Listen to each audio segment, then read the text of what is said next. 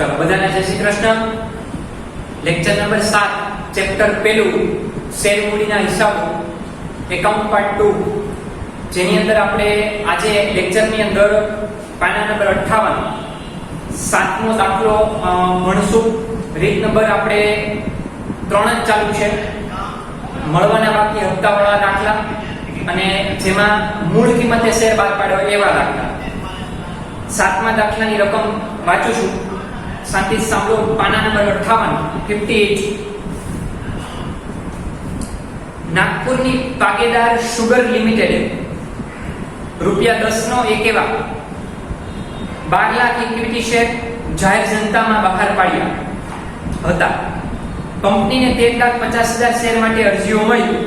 Board of ડિરેક્ટર્સની મીટિંગમાં share મંજૂર કરવામાં આવ્યા, એટલે શેર માટેની વધારાની અરજીઓ નામંજૂર કરવામાં આવી અને તેના નાણાં શેરધારકને પરત કરી દીધા। શેર પરની રકમ નીચે મુજબ મંગાવવામાં આવી હતી। અરજી વખતે ₹2.5 મંગાવ્યા હતા, મંજૂરી વખતે શેર દીઠ 2.5, પ્રથમ હપ્તા વખતે શેર દીઠ 2 અને છેલ્લા હપ્તા વખતે શેર દીઠ ₹3, એટલે 2.5 ને 2.5 5 ને 2 7 ને 3 10 10 વાળો શેર 10 લેખે બાદ પાડ્યો છે, એટલે મૂળ કિંમતે શેર બાદ પાડ્યો એવો દાખલો ભણી રહ્યા છો। પ્રીમિયમ વાળા દાખલા જે નથી એવા। ઐશ્વર્યા કે જેના 960 શેર મંજૂર કરેલા હતા, તે પ્રથમ હપ્તા અને છેલ્લા હપ્તાના નાણાં ભરી શકેલ નથી। જ્યારે વિનય કે જેના 1200 શેર મંજૂર કર્યા હતા, તે છેલ્લા હપ્તાના નાણાં ભરી શકેલ નથી। આ સિવાય બાકીના શેર હોલ્ડર પાસેથી સમયસર બધી જ રકમ મળી ગઈ હતી। ઐશ્વર્યા અને વિનયે પછીથી બાકી હપ્તાની રકમ કંપનીને ચૂકવી હતી, વ્યાજની અસર આપ્યા વગર। ઉપરના વ્યવહારો અંગે જરૂરી આમનોંધ પસાર કરવાની છે। એટલે મેં તમને પહેલા જ કીધું હતું કે તમારે અહીં વ્યાજની ઓલું વધુમાં વધુ 10% વાર્ષિક વ્યાજ ગણાય છે, એટલે કે કંપની પોતાના શેરધારક પાસેથી વસૂલ કરે, એ ગણતરીમાં ક્યાંય તમારે ધ્યાનમાં નથી લેવાનું। હવે એક ખાસ ધ્યાન રાખજો, જ્યારે કોઈ દાખલાની અંદર બે એવા શેરધારક પેદા થાય કે જેને તમને પૈસા ન આપ્યા હોય, તો થોડીક એક ગણતરી તમારે હું કરી દઉં છું, જે શરૂઆતમાં કરવાની છે। હું અહીંયા કરું છું, અત્યારે પછી પૂછી નાખીશ, તમે લખી લેજો। એમાંથી પીડીએફ ફાઇલ સ્વરૂપે મોકલેલું છે, એમાં તો તમારે કરેલી જ હશે, પણ છતાંય ન હોય તો અહીંથી લખી નાખજો। પહેલા ગણતરી કરવાની છે બધાએ, એને મળવાના બાકી હપ્તાની ગણતરી તરીકે આપણે ઓળખશું। હવે કયા બે શેરધારક? તો કે ઐશ્વર્યા અને વિનય।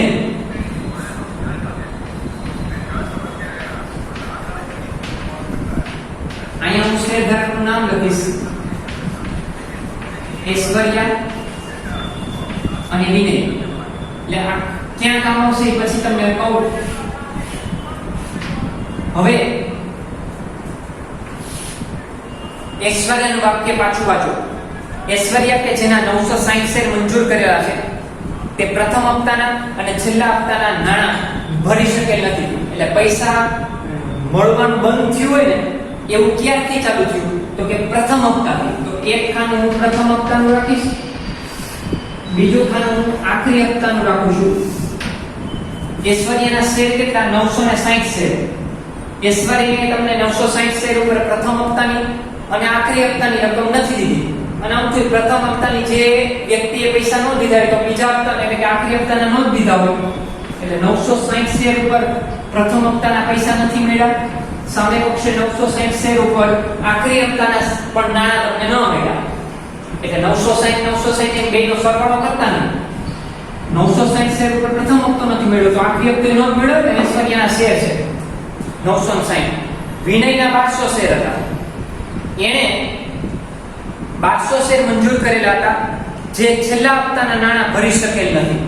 એને છેલ્લો હપ્તો નહોતો દીધો, આખરી હપ્તાની રકમ વિનયે નથી દીધી, તો એનો મતલબ એમ કે એને પ્રથમ હપ્તો તો દીધો હશે, તો પ્રથમ હપ્તામાં ડેશ આવે, કારણ કે એને પૈસા દઈ દીધા છે, તો એને ખાલી કઈ રકમ નથી દીધી તમને? 1200 શેર પર તમને આખરી હપ્તાની રકમ નથી દીધી।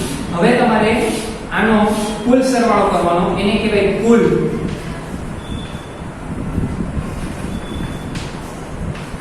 બાકી હપ્તા કુલ બાકી હપ્તા. તો કે અહીં તો 960 જ આવશે. અહીંયા 12 ને 9 21 2160 શેર આવશે. હવે આનો મતલબ શું? તો તમને ખબર પડે કે જ્યારે પ્રથમ હપ્તાની રકમ મળશે, લેણા થાય ત્યારે નહીં, લેણા હંમેશા પૂરી રકમ ઉપર થાય. મેં તમને કીધું હતું ગઈ વખતે. પણ જ્યારે પ્રથમ હપ્તાની રકમ મળશે ત્યારે 960 શેરના પૈસા ઓછા મળશે. પાકો? આખરી હપ્તો નહીં દેવામાં કેટલા જણા ભેગા થયા? 2 જણા. એક ઐશ્વર્યા જેના 960 શેર, એક વિનય જેના 1200 શેર, એટલે ટોટલ 2160 શેર ઉપર આખરી હપ્તાની રકમ તમને મળી નથી. એટલે જ્યારે તમને આખરી હપ્તાની રકમ મળશે ત્યારે 2160 શેર હું બાદ કરી નાખીશ. મળે ત્યારે, લેણા થાય ત્યારે નહીં. લેણા હંમેશા પૂરી રકમ ઉપર થાય. યો આ ગણતરી છે. આ ગણતરી ક્યારે કરવાની? જ્યારે બે શેર તારા પૈસા નહીં દેવામાં ભેગા થાય તેની કરવી આ ગણતરી. થોડીક વાર ભલે રે, હમણાં તો આ બાજુ લખવાનો છું તો આપણે હેડિંગ લખ્યું છે પાટીદાર સુગર કંપની લિમિટેડના ચોપડે આમ ખાંડનું કારખાનું છે. શેરડીમાંથી રસમાંથી ખાંડ છે એનું ઉત્પાદન કરતી આ કંપની છે. આપણા દેશની અંદર ઘણા બધા ખાંડ ઉદ્યોગ ક્ષેત્રે જોડાયેલી સંસ્થાઓ જે છે. કોડીનારમાં પણ ખાંડનું ઉદ્યોગનું બહુ મોટું કારખાનું છે. તો એવી રીતે આ સુગર કંપની લિમિટેડના ચોપડે આપણે આમનોંધ પસાર કરવાની છે. સ્વાભાવિક બાબત છે. 4 વસ્તુ છે: અરજી મંજૂરી, પ્રથમ હપ્તો અને આખરી હપ્તો. તો 4 દુ ને 8 આમનોંધ તો બાકી. પછી જો મેં વાંચ્યું તો હમણાં રકમમાં છેલ્લે સૂચના છે કે પાછળથી ઓલા 2 જણાએ આ જે પૈસા નથી દીધા ને જેટલા શેર ઉપર, એને પાછળથી રકમ આપી દીધી છે. તો તમારે એક વધારાની આમનોંધ, લટકાની આમનોંધ, 9મી આમનોંધ વધારાની કરવી પડશે. નહીતર 8 જ થાય. 14 વાક્ય ન હોત તો પછી આપણે એની ચર્ચા કરીએ. પેલા જે રીતે કરીએ છીએ એ તો દાખલો કરી નાખી. આ લોકોને જો ભરણું કેટલાનું ભરણું અને શેર 12 કેટલા પડ્યા હતા એ જોઈ લઈએ આપણે. પહેલી લીટીમાં એમ કીધું છે 12 લાખ શેર 12 પડ્યા હતા જાહેર જનતા માટે. એમાંથી એ લોકોને 13,50,000 શેરનું ભરણ. એટલે પહેલી આમનોંધ જે અરજીની રકમ મળે, જ્યારે તમને અરજીની રકમ મળે ત્યારે 12 લાખ શેરની કરશો કે 13,50,000 ની? આપણે આ ચર્ચા ગયા લેક્ચરમાં થઈ ગઈ છે. તો કે 13,50,000 શેર ઉપર પૈસા મળ્યા. જેટલા શેર ઉપર અત્યારે પૈસા મળ્યા એ તો મારે આમનોંધ તરીકે નોંધવા પડે. પછી એમાંથી કોના મંજૂર કરવા, કોના ના મંજૂર કરવા એ બીજી આમનોંધમાં નક્કી થાય. અત્યારે તો જેટલું ભરણું ભરાણું એટલા શેરની એપ્લિકેશન આવી હોય એના ઉપર તમારા પહેલી આમનોંધ થાય. બેંક દ્વારા પૈસા મળે એટલે બેંક ખાતે ઉધાર ભરણું ભરાણું 13,50,000 શેર. તો 13,50,000 શેરની સંખ્યા એને ગુણાકારમાં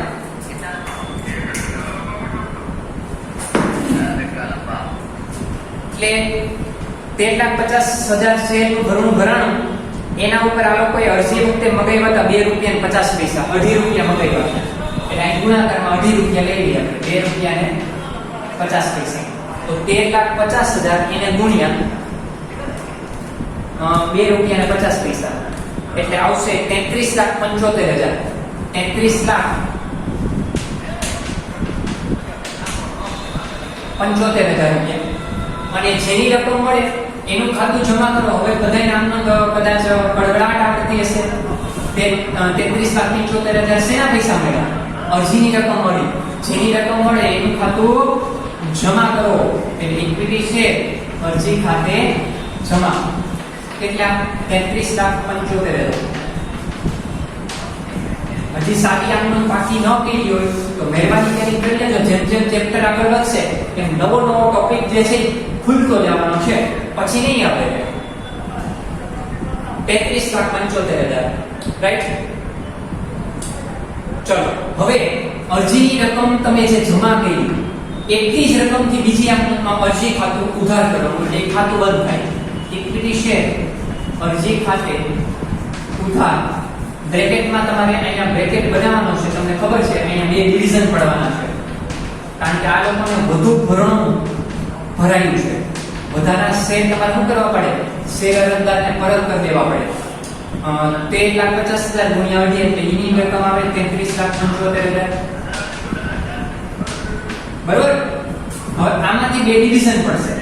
આ 1350 શેરનું ભરણું ભરાણું તો 12 કેટલા પડ્યા હતા એ પેલી લીટીમાં લખ્યું હોય 12 લાખ ઇક્વિટી શેર એ લોકોએ 12 પડ્યા હતા જેટલા શેર 12 પડ્યા હોય એટલા જ મંજૂર થાય મંજૂર થયેલ શેર અરજીની રકમ હંમેશા શેર મૂડી ખાતે જમા થાય શેર મૂડીમાં શું થાય તો કે બધા એટલે તે શેર મૂડી ખાતે જમા અહીં બ્રેકેટ નીચે બનાવું છું ઘણીવાર અહીં બનાવું છું ત્યાં હમાય તમારે જ્યાં હમાય આમ કરવાનું છે કેટલા શેર મંજૂર કરશો 12 પડ્યા કેટલા 12 પડ્યા કંપની 12 લાખ તો 12 લાખ શેર ઉપર 2.5 રૂપિયા ગુણાકારમાં એટલે 12 50 60 6 12 2 24 ને 6 30 30 લાખ રૂપિયા આવશે મીંડા રકમ ધ્યાન રાખજો 30 લાખ વધારાના શેર શું કરશું તો કે પરત સેના દ્વારા પરત થાય બેંક દ્વારા ઉઘરાવ્યા હતા તો બેંક દ્વારા પાછા આપી દો નામંજૂર થયેલા શેર બેંક દ્વારા પરત કરી દે તો નામંજૂર કેટલા થાય 1350 તમે ભરણું એમાંથી 12 લાખ મંજૂર કર્યા તો વધારાના શેર કેટલા કહેવાય 1.5 લાખ એટલે 1,50,000 શેરની સંખ્યા ગુણાકારમાં 2.5 તો ખબર પડી ગઈ હોય 3.75 આવે છતાંય કરવું હોય તો એકવાર કેલ્ક્યુલેટરમાં કરી લે 1.5 લાખ ગુણ્યા 2.5 એટલે 3,75,000 અને કાઉન્સ કર્યો હોય ને એની સામે કોઈ દી રકમ લખતા નહીં અત્યારે તમારે કાઉન્સ અને શબ્દો બે એક જ લીટીમાં હમાઈ ગયું એટલે મેં સામે લખ્યું છે બાકી આ ચોરસ કાઉન્સ કર્યો હોય એની સામે રકમ ન લખાય ખાતે શબ્દની સામે રકમ આવે 3,75,000 બાબત જે શું લખો મંજૂર થયેલ શેર અરજીની રકમ શેર મૂડી ખાતે લઈ ગયા અને વધારાના શેર પરત કર્યા તેના બુદ્ધિશાળી લોકો મને જવાબ આપશે હવે આખા દાખલામાં કેટલા શેર ધ્યાને લેવો તો કે ભાઈ 12 લાખ તાં તો કે વધારાના શેર તો પરત કરી દીધા હવે 1350 ભૂલી જાજો હવે આખા દાખલામાં 12 લાખ શેર ધ્યાને લેવાશે હવે વારો આવે મંજૂરીના પૈસા મળે કે પેલા લેવાના થાય તો કે પેલા લેણા થાય મંગાવાના પછી મળે પૈસા અરજીમાં ઊંધું હોય અરજીમાં પેલા પૈસા મળે પછી મંજૂર થાય મંજૂરીથી નહીં તમે જેટલા ટોપિક ભણો ને એમાં પેલા મંગાવવામાં આવશે પૈસા અને પછી મળે તો જેની રકમ મંગાવો એટલે લેણું થાય તમારું જેની રકમ લેણી થાય એનું ખાતું ઉધાર કરો જેની રકમ લેણી થાય એનું ખાતું ઉધાર કરો કેના પૈસા લેણા થયા મંજૂરીના તો ઇક્વિટી શેર મંજૂરી ખાતે ઉધાર બ્રેકેટની અંદર કેટલા શેર બોલો 12 લાખ હવે આખા દાખલામાં 12 લાખ લેણા હંમેશા પૂરી રકમ ઉપર થાય જ્યારે પૈસા મંગાવો ત્યારે ક્યારેય કોઈ દિનો વિચારતા કે કોણે પૈસા દીધા છે કોણે નથી દીધા ત્યારે વિચારવાનું થાય હા મળે ત્યારે વિચારવાનું કે આખા દાખલામાં રકમ નજર ફેરવી ગયો તો ભાઈ ફટાફટ કે ભાઈ મંજૂરીના પૈસા મળ્યા તો આપણને કોણે પૈસા એક એવો શેર ધારક હતો જેને મંજૂરીના પૈસા ન દીધા હોય બરાબર છે પછી વિચારશો અત્યારે લેણા થયા ને આ લોકોએ કેટલા મગાવ્યા છે મંજૂરી વખતે શેર દીઠ મગાવ્યા છે એ લોકોએ 2.5 રૂપિયા અહીંયા 2 રૂપિયા 50 પૈસા છે ગુણાકારમાં 2 રૂપિયા 50 પૈસા 30 લાખ રૂપિયા આવશે અહીંયા હમણાં જ ક્યાંક ગુણાકાર કર્યો વાગ્યો 30 લાખ 12 50 60 6 12 24 ને 6 30 લાખ અને કંપની ને પૈસા નથી મળ્યા છતાંય કંપની એમ માનીને ચાલશે કે કંપનીને શેર ધારકો પૈસા દઈ દેશે એટલે અત્યારથી લોકો પોતાની શેર મૂડીમાં શું કરી નાખશે વધારો મૂડીમાં વધારો કરતા વ્યવહાર હંમેશા મૂડી ખાતે જમા થાય તે ઇક્વિટી શેર મૂડી ખાતે જમા 30 લાખ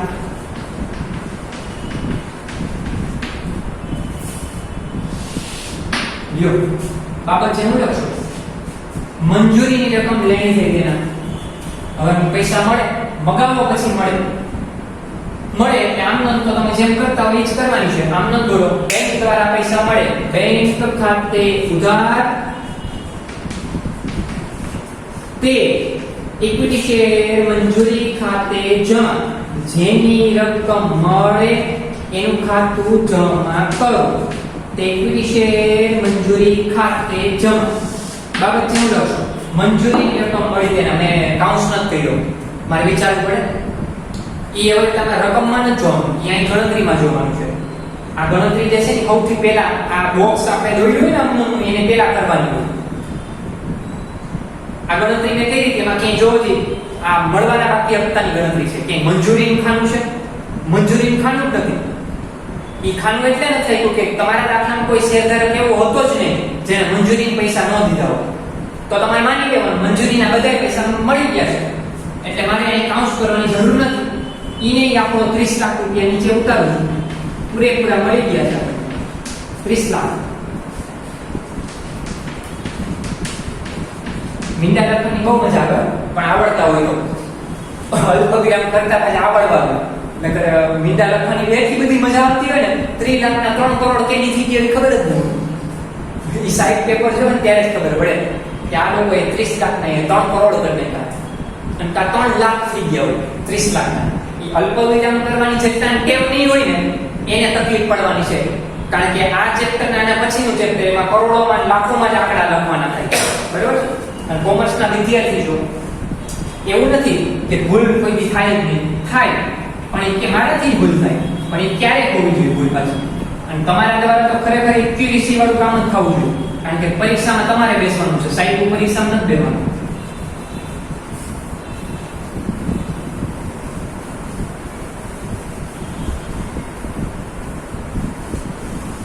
આ પૂછી નાખું છું કારણ કે લખો ક્યાં છે.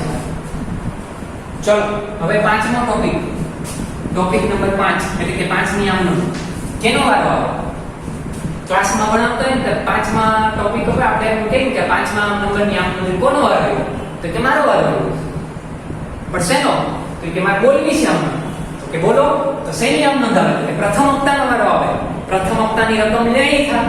બરાબર છે? જો મંજૂરીનો તો ટોપિક પૂરો થઈ ગયો, બે આમ નોંધ થઈ ગઈ. હવે પ્રથમ હપ્તાની બે આમ નોંધ થશે એટલે પ્રથમ હપ્તાની શેરદીઠ રકમ 2 રૂપિયા મગાવી. જોઈ લો 2 રૂપિયા મગાવ્યા છે. જેની રકમ લેણી થાય એનું ખાતું ઉધાર કરો. જેની રકમ લેણી થાય એનું ખાતું ઉધાર કરો. એટલે પ્રથમ હપ્તાની રકમ લેણી થાય. લેણા હંમેશા પૂરી રકમ ઉપર થાય. અત્યારે તમારે વિચારવાનું નથી કોણે પૈસા દીધા કોણે નથી દીધા. એ કંપનીને નથી ખબર, તમને ક્યાં ખબર હોય? કંપનીને નથી ખબર કે આ કોણ પૈસા. તો મગાવે પછી આવે પૈસા પછી એનું લિસ્ટ બને કે ઓહો આમાંથી આટલા લોકોએ પૈસા નથી દીધા. ઈ તમારે બીજી અમનોંધમાં એટલે કે છઠ્ઠી અમનોંધમાં વિચારવાનું છે. લેણા હંમેશા પૂરી રકમ ઉપર થાય.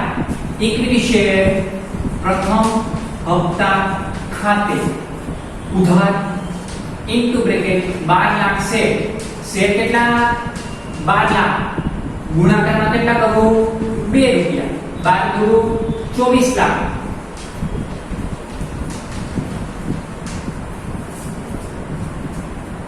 રાઈટ?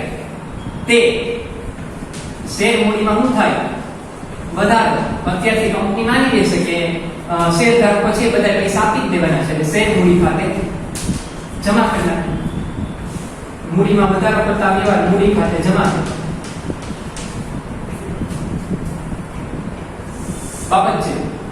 પ્રથમ હપ્તાની રકમ લેણી થઈ તેના હવે છઠ્ઠો ટોપિક. હવે આ પૈસા મળે તો કેના દ્વારા મળે કે આમનોંધમાં ફેર કાંઈ ન પડે. જેમ કરતા હોય એમ આમનોંધ કરી નાખવાનું. છાનનું બેંક ખાતે ઉધાર જેની રકમ મળે એનું ખાતું જમા કરો. કેના પૈસા મળ્યા પ્રથમ હપ્તાના તો પ્રથમ હપ્તાનું ખાતું જમા કરો.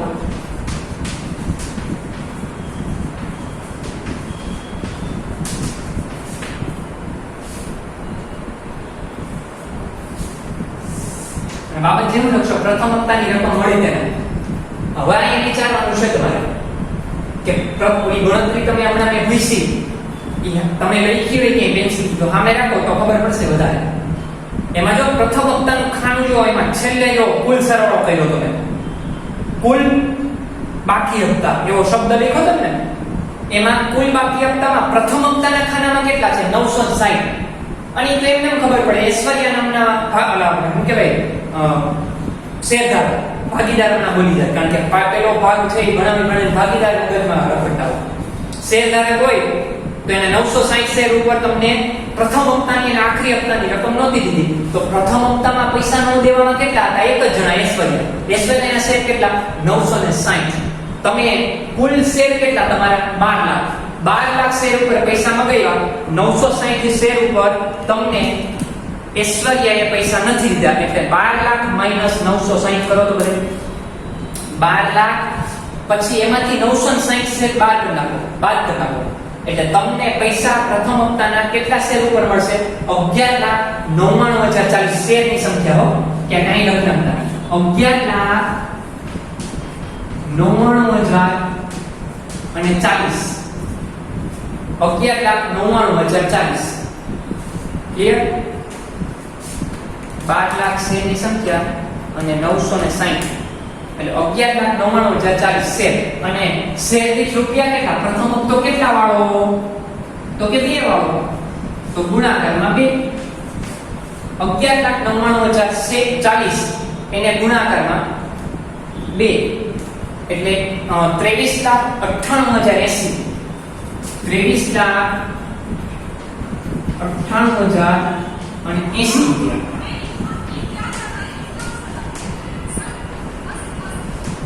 ₹23,98,080 સમજાણી બાબત? એટલે આ તમને પૈસા ઓછા મળ્યા કા તો કે 24 લાખ શેર મગાવ્યા અને મળ્યા કેટલા? 23,98,080. એનું તો કારણ એ કે 960 શેર ધારણ કરનાર વેપારીએ તમને પ્રથમ હપ્તાની રકમ નહોતી દીધી. હવે આગળ વધું છું. હવે આખરી હપ્તાનો વારો આવે. આખરી હપ્તાની લેવાનું કરશો ને એટલે આખરી હપ્તા વખતે એ લોકોએ શેરથી 3 રૂપિયા મગાવ્યા છે. છેલ્લા હપ્તાની બદલે આપણે આખરી હપ્તો જ નામ આપીએ છીએ કાયમ માટે. તો આખરી હપ્તાની રકમ લેણી થાય, પેલા લેણા થાય પછી મળે. તો જેની રકમ લેણી થાય એનું ખાતું ઉધાર કરો. 7મો ક્રમ ઇક્વિટી શેર આખરી હપ્તા ખાતે ઉધાર બરાબર છે ઇન્ટુ બ્રેકેટ 12 લાખ શેરની સંખ્યા અને 3 રૂપિયા શેર દીઠ રકમ એટલે 12 36 લાખ રૂપિયા આવે. લેણા હંમેશા પૂરી રકમ ઉપર થાય. હજી કાન ખોલી સાંભળી લેજો બધા. ઇક્વિટી શેર આખરી હપ્તા ખાતે ઉધાર. લેણા હંમેશા પૂરી રકમ ઉપર થાય. તમારે જ્યારે મંગાવવામાં આવે ત્યારે એ નથી વિચારવાનું કે કોણે પૈસા આપ્યા ને કોણે નથી દીધા. અહીંયા લેણા હંમેશા પૂરી રકમ ઉપર જ થશે. ક્લિયર? એટલે 12 લાખ ગુણાકારમાં 3 36 લાખ અને શેર મૂડીમાં શું થાય? કંપનીની શેર મૂડી વધે એટલે ઇક્વિટી શેર મૂડી ખાતે જમા. જેમ આમ કરો એમ જ કરવાની છે. આંકડાકીય માહિતીમાં ધ્યાન રાખવાનું થાય. 36 લાખ બાબત છે. આખરી હપ્તાની રકમ લેણી થઈ તેના હવે લેણા છે એટલે મળે તો મળે ત્યારે બેંક દ્વારા પૈસા મળે. બેંક આવે તો શું થાય? તો કે ઉધાર. તો બેંક ખાતે ઉધાર તે ઇક્વિટી શેર જેની રકમ મળે એનું ખાતું જમા કરો. ઇક્વિટી શેર આખરી હપ્તા ખાતે જમા. હવે વિચારો કે આખરી હપ્તાની રકમ નહીં દેવામાં કેટલા જણા ભેગા થયા એ જોવું. પાછી ઓલી ગણતરી છે કઈ રીતે જોવી પડે. એમાં કુલ બાકી હપ્તો છે ને એમાં છેલ્લું ખાનું જોવો એનો ટોટલ જોવો ઊભો સરવાળો અને એ તો એમને એમ ખબર પડી જાય આખરી હપ્તામાં પૈસા નહીં દેવામાં કેટલા જણા ભેગા થયા? 2. એક ઐશ્વર્યા અને એક વિનય. તો ઐશ્વર્યાના શેર કેટલા? 960. વિનયના શેર કેટલા? તો કે 1200 અને 960 એ બેનો કરો સરવાળો કુલ 2160 શેર ઉપર કુલ તમને 2160 શેર ઉપર આખરી હપ્તાની રકમ નથી મળી. સમજાય છે બાબત? તો હવે બીજું કઈ નથી કરવાનું. આ 12 લાખ શેર ઉપર પૈસા મગાવ્યા ને એમાંથી 2160 બાદ કરો. 12 લાખ શેરમાંથી 2160 બાદ કરો. 11,97,840 શેરની સંખ્યા બોલ્યો, રકમ નથી બોલ્યો. 11,97,840 આટલા શેર ઉપર તમને આખરી હપ્તાની રકમ મળી છે. મેં 12 લાખ શેરમાંથી કેટલા શેર બાદ કર્યા? 2160 શેર એટલે આવ્યા 11,97,840. એને ગુણાકારમાં કેટલા આવશે? 3 રૂપિયા. શેર દીઠ 3 જ છે ને. આ આખરી હપ્તો કેટલા હોય? 3. ઈ તો અહીં 3 જ આવે ને. હવે કોઈના 3 કરી નાખો. 11,97,840 ગુણ્યા 3 એટલે 35,93,520. 35,93,520 અને 520 રૂપિયા છે પાછળ. 35,93,520. કેટલાક વિદ્યાર્થીઓ આ 8મી આમનોંધ કરે છે, અહીંયાથી આગળ વધતા નથી, બાદતા નથી રકમ. હવે અહીંયા બાબત જે હું લખશો, આખરી હપ્તાની રકમ મળી તેને મેં તમને કીધું હતું એક લટકાની આમનોંધ, એક વધારાની આમનોંધ તમારે કરવી પડશે. કયા વાક્યને કારણે તમારે આ 9મી આમનોંધ કરવી પડશે કહી દો.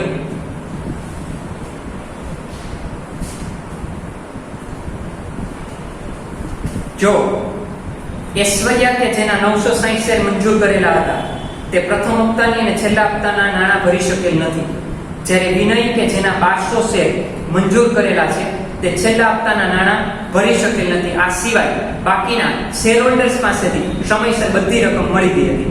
ઐશ્વર્યા અને વિનયે, જો આ વાક્ય વાંચું છું સાંભળો, છેલ્લેથી બીજી લીટી વાંચું છું.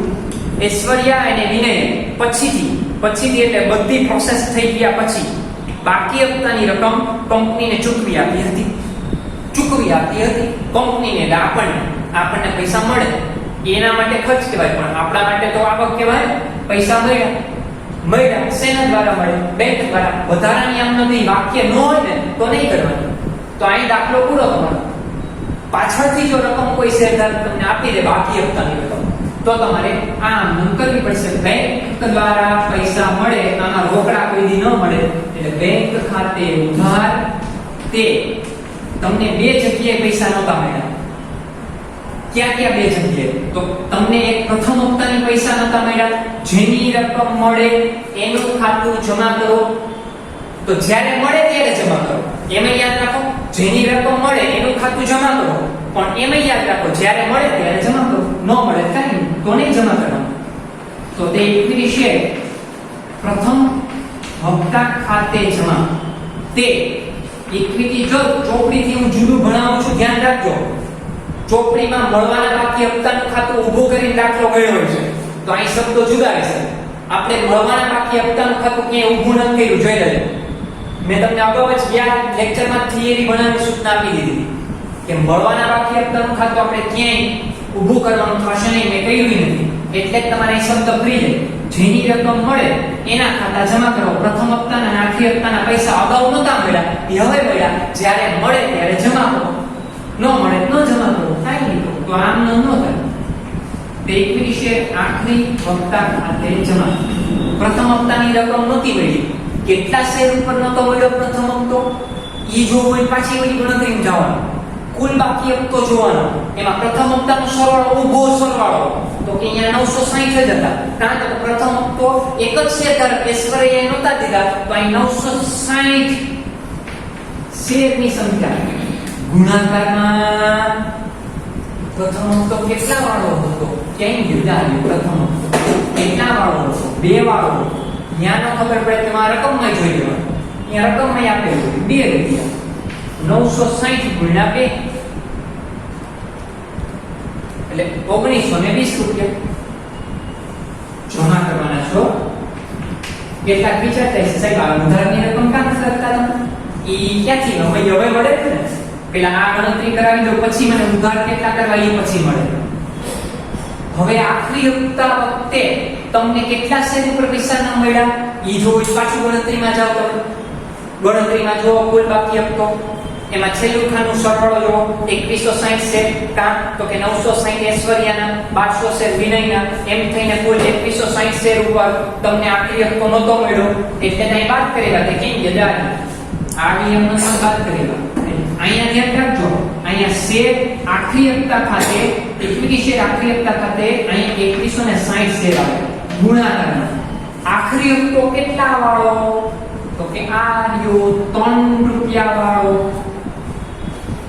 ગુણાકારમાં 3, 2160 ગુણાકારમાં 3, 6480 દેખાય છે. આ બેનો કરો સરવાળો 6480 અને 1920 એટલે આવશે 8400. એટલે 8400 બેંક દ્વારા મળે એ તમારે ઉધાર કરવાના. સાબિતી કરી દો તમને ઈ કઈ મૂંઝવણ હોય તો. તમે કેટલા આગાહી પ્રથમ તો કેટલા હોય? 24 લાખ. 24 લાખ અને 239880 વચ્ચેનો તફાવત કરો એમય કરી શકાય. 24 લાખ માઈનસ 23,98,23,98,080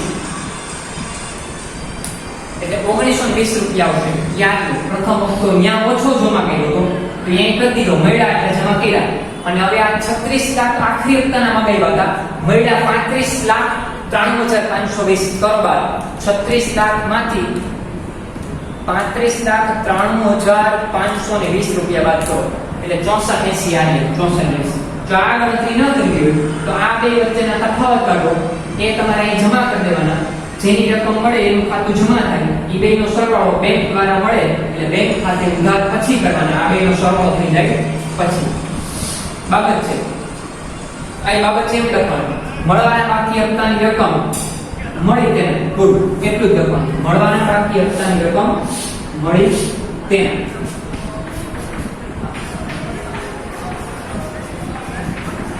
કુલ સરવાળો કરી નાખીએ આપણે 33,75,000 પ્લસ 30 લાખ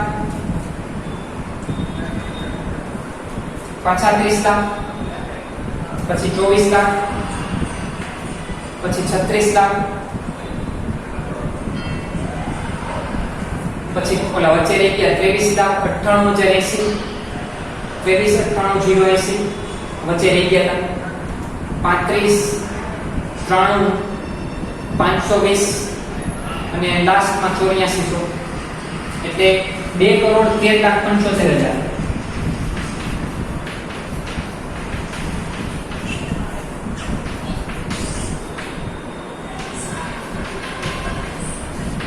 2,13,75,000 રૂપિયા એનો સરવાળો આવશે રાઈટ ક્લિયર હવે આના જેવો દાખલો તમને હોમવર્કમાં પણ આપવાનો થાય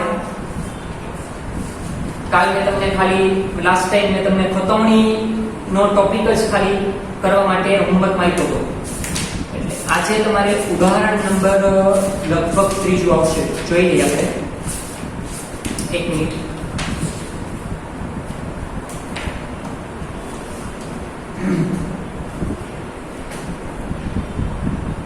ઓકે ઉદાહરણ 4 આવશે ઉદાહરણ 3 નહીં ઉદાહરણ 3 તો એક સમજૂતી હતી હું અહીં જ બધું લખી દઉં છું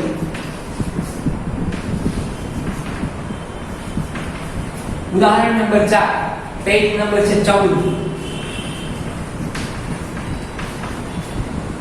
સેમ ટુ સેમ અત્યારે બોર્ડ ઉપર તમે જે દાખલો જોવો છો સંખ્યા લેક્ચર ની અંદર બસ એક દાખલો બેઠો છે એમાં બે શેરધારક જ હશે એક મિનિટ જોઈ લઈએ આપણે ભાવનગરની પ્રણવ લિમિટેડ વાળો દાખલો છે એટલે હેડિંગમાં તમે લખજો પ્રણવ લિમિટેડ કંપનીના ચોપડે આમનો ઓકે યોગેશ કે જેના 1600 શેર હતા અને છેલ્લે એવું છે નીલમ કે જેના 1400 શેર હતા એને છે બરોબર બેઠે બેઠો અને આ સિવાય બાકીના શેર હોલ્ડર પાસે સમય બાકીની બધી રકમ મળી ગઈ યોગેશ અને નીલમે બાકી હપ્તાની રકમ પાછળથી કંપનીને ચૂકવી આપી જો છેલ્લી વિધિમાં ઉપરના વ્યવહારો ઉપયોગી વ્યવહારો અંગે જરૂરી આમનોંધ કંપનીના ચોપડામાં પસાર કરો એટલે સેમ દાખલો છે પાછળથી રકમ ચૂકવી આપી છે એટલે તમારે 9ની આમનોંધ વધારાની આમનોંધ લટકાની આમનોંધ કરવાનું છે સમજાય છે બાબત એ વાક્ય કાઢ નાખો તો 8ની આમનોંધ દાખલો પૂરો ઓકે ગણ નાખજો દાખલો બેઠે બેઠો દાખલો છે અહીંયા સુધી રાખો છું આજનો દિવસ બધાને જય શ્રી કૃષ્ણ